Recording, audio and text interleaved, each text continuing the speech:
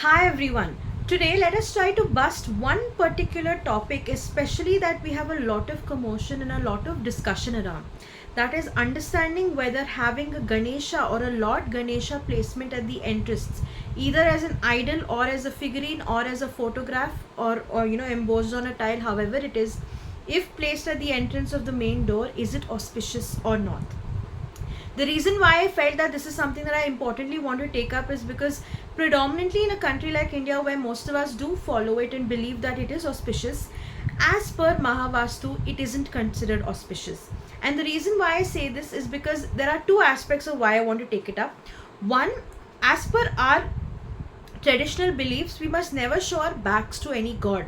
So having any god figurine, not just Ganesha, but any god figurine or any god statue, any god photo frame at the entrance of the door, when you actually exit out of the road, that is your main entrance, you tend to show your back towards it. That is why it is not considered auspicious. But the second reason that we do have is related to one of the mythological stories that we have surrounding it.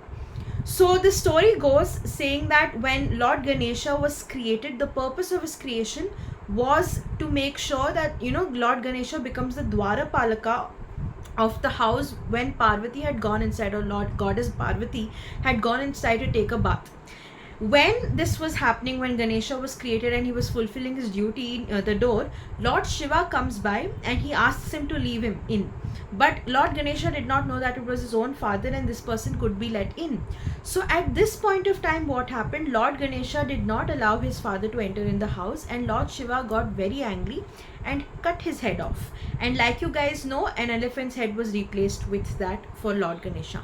But the story of this is, it did not end well when Ganesha was put as at the main entrance of the door as the Dwarapalaka, which caused a lot of disturbances within the family, and most importantly within the son and the father.